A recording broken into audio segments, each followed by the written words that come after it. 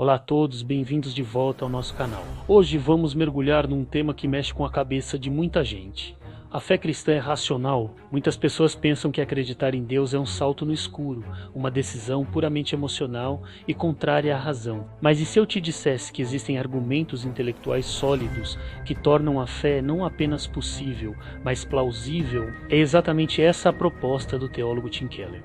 E nós vamos explorar essas ideias juntos. No nosso último encontro, falamos sobre o desejo profundo que o cristianismo atende, aquela busca por sentido, amor e justiça que todos nós temos. Mas desejar que algo seja verdade não o torna verdade, certo? Por isso, agora vamos dar um passo além. Vamos investigar as evidências, as pistas que, segundo Keller, apontam para a existência de Deus.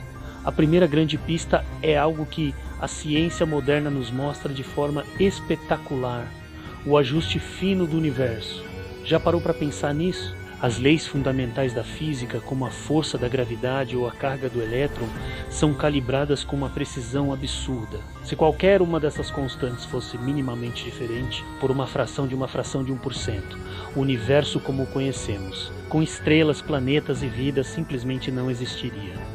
Seria um caos de partículas ou um vazio escuro. Os céticos dizem que isso é apenas uma coincidência cósmica que nós ganhamos na loteria universal. Mas a probabilidade disso acontecer por acaso é tão astronomicamente baixa que se torna quase impossível de conceber. É como se você jogasse uma moeda para o alto 1 milhão de vezes e ela caísse em pé em todas elas. Não parece muito mais racional supor que existe um ajustador por trás desse ajuste? A ideia de um designer inteligente, de um criador, oferece uma explicação muito mais simples e elegante para a ordem e a complexidade que observamos no cosmos. Não é uma prova definitiva, mas é uma pista poderosa. Agora vamos sair do cosmos e olhar para dentro de nós mesmos. Pense na sua noção de certo e errado. Todos nós, não importa a cultura ou a época, temos um senso inerente de que certas coisas são objetivamente erradas. Torturar uma criança por diversão, por exemplo, não é apenas uma questão de preferência pessoal ou convenção social. Nós sentimos lá no fundo que isso é moralmente abominável em si mesmo. De onde vem essa obrigação moral? Se somos apenas o resultado de um processo evolutivo cego, focado na sobrevivência e reprodução, por que sentiríamos o dever de ajudar os fracos ou de sacrificar nosso bem-estar por estranhos? A evolução pode explicar o instinto de autopreservação, mas não explica o altruísmo radical ou a noção de justiça universal. Essa lei moral, gravada em nossos corações, aponta para um legislador moral, uma fonte transcendente de bondade e justiça. É mais uma pista que nos leva a pensar além do mundo puramente material. E tem mais. Pense na sua própria consciência, na sua capacidade de pensar. Eu sou eu. Pense na experiência de ouvir uma música que te arrepia, de ver uma paisagem que te deixa sem fôlego, de se apaixonar.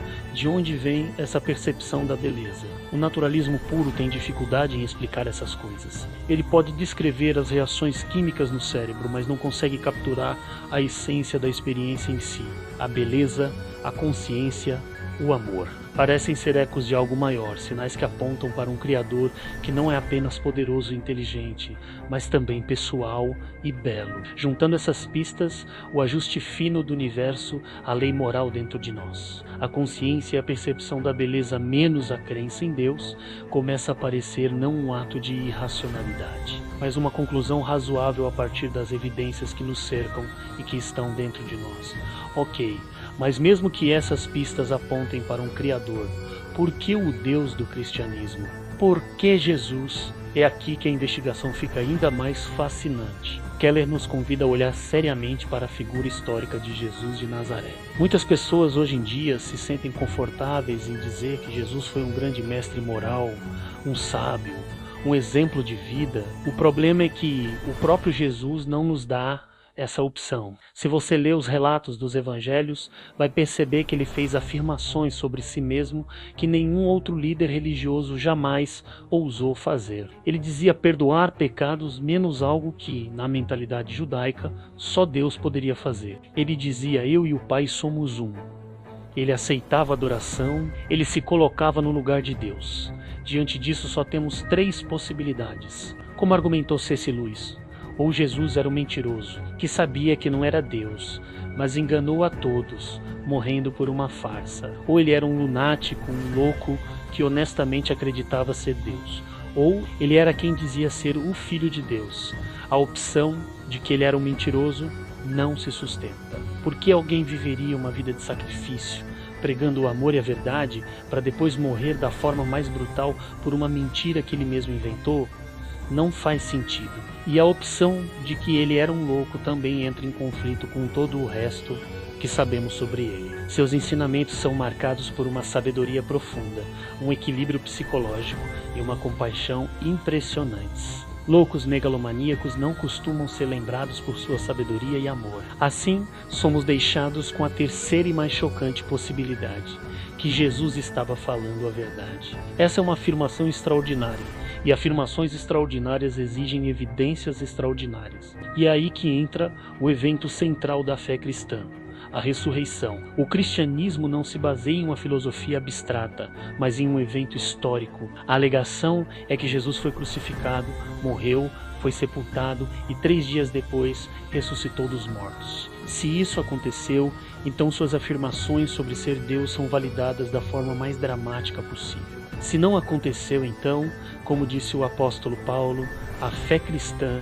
é inútil. Então, quais são as evidências? Primeiro temos o túmulo vazio. Tanto os amigos quanto os inimigos de Jesus concordavam que o túmulo estava vazio no domingo de Páscoa. As autoridades romanas e judaicas tinham todo o interesse em acabar com o movimento cristão logo no início. A maneira mais fácil de fazer isso seria simplesmente apresentar o corpo de Jesus. Mas eles nunca o fizeram. Por quê? A explicação mais provável é que eles não podiam, porque o corpo não estava mais lá.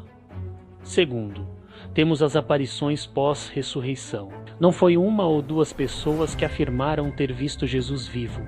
Foram muitas. Paulo, escrevendo cerca de 20 anos depois do evento, menciona que Jesus apareceu para mais de 500 pessoas de uma só vez, e que a maioria delas ainda estava viva na época em que ele escreveu, podendo confirmar a história. E essas pessoas não eram apenas sonhadores. Eram pescadores, coletores de impostos e até mesmo céticos como Tiago, o irmão de Jesus, e Saulo de Tarso, um perseguidor ferrenho da igreja que se tornou o apóstolo Paulo.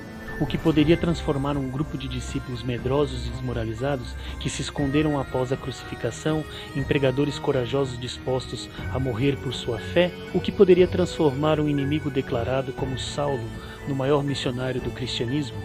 Alucinações em massa? Uma conspiração complexa? Nenhuma dessas teorias alternativas consegue explicar de forma satisfatória a origem explosiva da fé cristã. A explicação dos próprios apóstolos é a mais simples e a que melhor se encaixa nos fatos.